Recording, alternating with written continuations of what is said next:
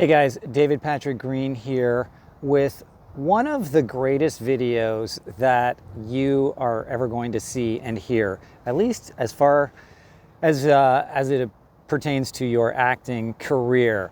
Okay, so I'm going to give you a tip as to how you can book way more acting jobs, build relationships with producers, directors, and casting directors, and not only book the job you are auditioning for right this second, but get more opportunities and possibly even get another audition for the project that these particular people are trying to cast. Does that sound enticing, guys? It should, because this is the real deal, and you will never hear this from anyone else until they copy me. Okay, but most of them don't have the cojones to copy me because they think I'm crazy what I'm suggesting. So let's get started. It's a very short little tactic. And so what I suggest is that when you are doing an audition and you are asked to do a slate, the slate is going to ask you something like, state your name, your agency, and your height, or something like that. Because, your height is so relevant. I don't know why they always ask that stuff, because they're not too bright to these people. So anyway, I'm so mean, but really it's true, okay? And maybe that's something to be aware of. They're not that bright, so don't make it really complicated. But since I'm clever, I like to come up with ways to trick their little butts. So, okay, what you do is in your slate, you don't just give them what they asked for. You actually charm them a little bit. Reveal something about your personality. Tell them an extremely brief anecdote about what happened to you this morning. Something fun. Oh, I just saw this movie and it was really funny. And you know what really struck me as ironic or funny or whatever you want to call it, was this. And what that does is that endears you to people. It shares what you are truly like and distinguishes you from the character you are auditioning for. And the impact of that is, first of all, because they are now going to know you a little bit better and they're going to like you and feel like they know you a little more, it's actually going to improve the chances that you will book the job, because just for a split second, they saw the real you. And when you are just being real, people can't help but connect to you. Right? So that raises your status in their minds without them even knowing it. Like, they'll just suddenly feel like, oh, I kind of know this person.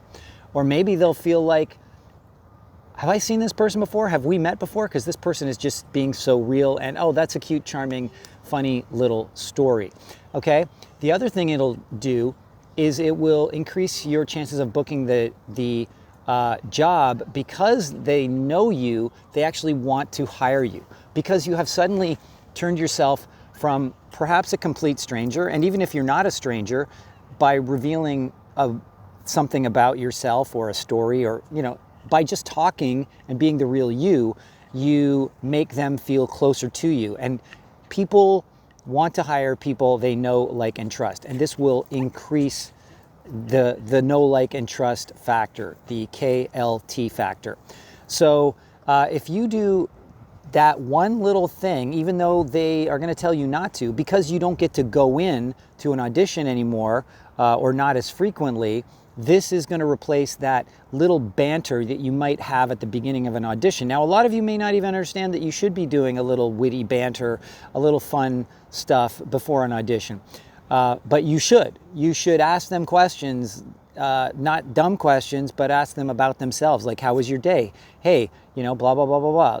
You should charm them. And the other thing that this is going to help with, got distracted there for a second.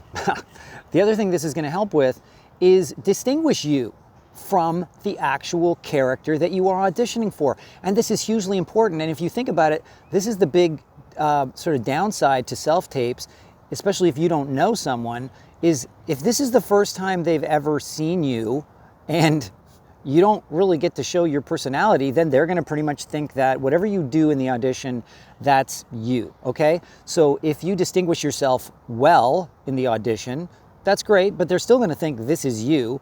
And if you don't distinguish yourself, like you either do poorly or you prove that you are really not right for this part, which is not a negative, it's just a fact, right? In their minds, you're not the right person for this part. But what it does is it's almost like getting 2 auditions in one, okay? There's me, this is the real me. Hey, what's up, guys? You know, whatever. You know, that was not a very good representation of me. And then there's the Mr. President, it's General Bartholomew, you know, whatever. Like, that might be a character. I have auditioned for things like that, right? For a general or the president. And so if that's how you're coming across in your audition, they don't know anything else but that, right? So by doing that little pre-roll banter, you are doing 2 auditions in one. You're doing the real you, which is probably distinct from the character perhaps, or the behavior that's exhibited by the character. And you're doing the character. So if they say you're not right for the actual part you're reading for, guess what? They may go, oh my gosh, he's so wrong for this general, but he's perfect for the role of the teacher or maybe the lead. I mean, you just don't know, right? So that's why it is super important to include a little banter, because it gets casting directors on your side, and it also gives you 2 auditions for the price of 1 by distinguishing you, the person, from the character you're auditioning for. Oh my God, I can't believe how great this video is and how much it's going to help you if only you put it into action. Okay guys, that's it for now. Hope this was helpful. Please, you know, share, like, subscribe, click the bell, and write comments, you know, interact. You can't become anything by sitting back on the sidelines. So if you want to start engaging with the industry, start with me. Start engaging, okay? Get comfortable, make thoughtful comments, thoughtful questions, think things through, and then you'll get better at thinking things through on how you can become the actor of your own wildest imagination. I will talk to you soon.